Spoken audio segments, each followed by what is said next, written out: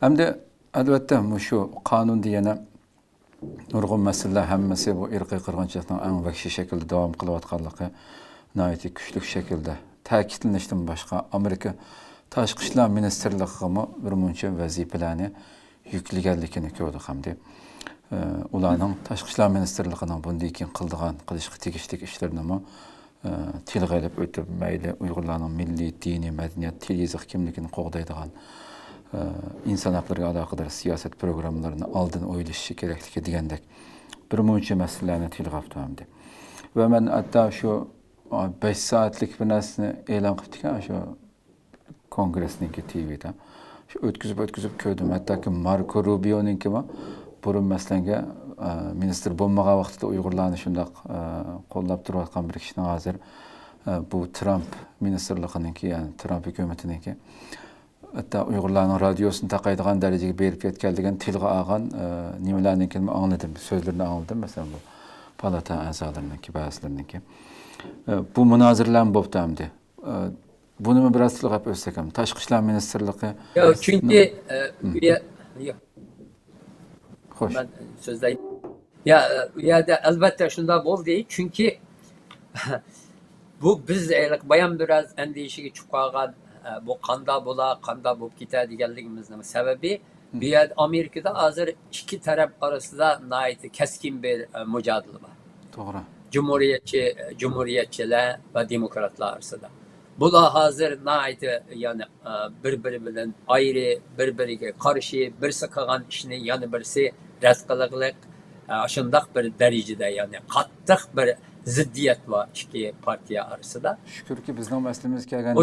Muşundaq meselede hem de şu yerde bu Marco Rubio'nun tilga algan Marco Rubio'nun ki mesela sen şu senatör vaxtında manda degendin hazır bazı nimalarni bu ko'ngil bo'lmayotsan degandek gaplar bo'ldi. Bu yerda çünkü u ne degan adam şu demokrat demdi.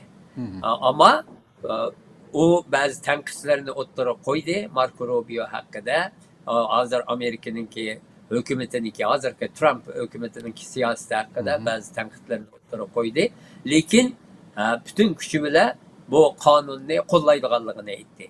U yana bir elaka beni hayacanlandırgan meselede hamda. Çünkü biz şu 3. ayda bir yığın qilgan Amerika Devlet Meclisi'de bir yığın qildik. Bu yerga hem demokratlarni hem cumhuriyetçilerini çağırdık şu. Bir söz qilish, bir bayonot berish uchun. Nima qildik? Bu yerga bu bizga aşı zalni appagan, zalga nimalar qilgan cumhuriyetçi partiden, şu Yongkin Hanım'ınki özü. Bu yığınımız oldu. Demokrat nimelerden adam geldi. Demokrat kongresmenler geldi.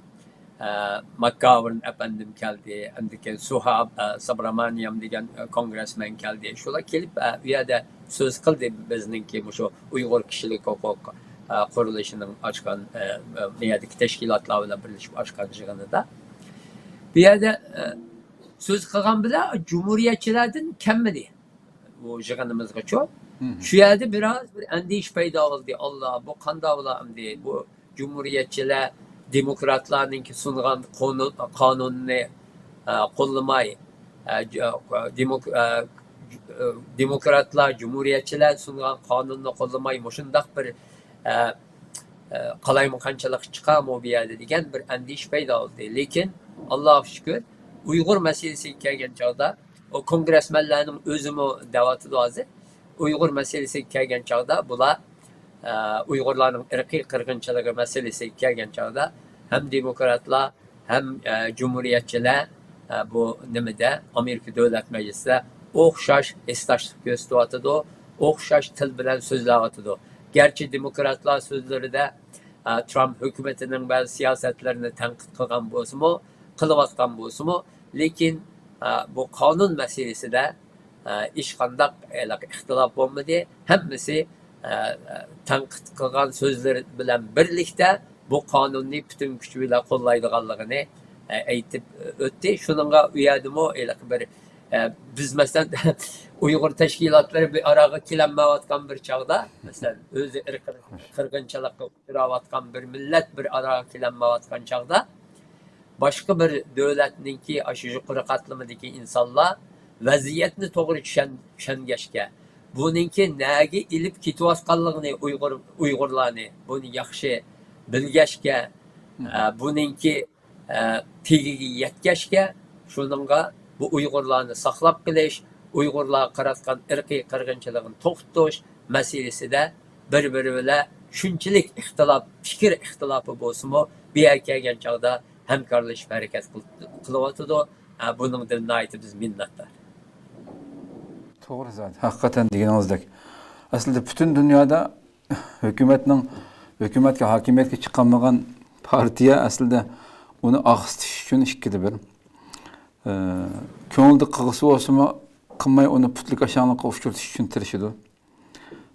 İşki vaziyet abay söylep öttünüz dekin şunda bolsun hem de her işkilisinin oxşaş, kim gapqısı gapqıсын biz tarafta turup. Çünkü Xitayning elip berip atkan nurgun tasvirliksiz cinayetlerinin ki hemmesini tilgap ötüşü degeninizdeki hakikaten bizlergimi dava kılıvatımın da bütün dünyada içimizden nurgun işlerini çıkarıp atkan insanlarga bir uçur verdi aslında. Düşmenge karşı birlikte hareket kılış için.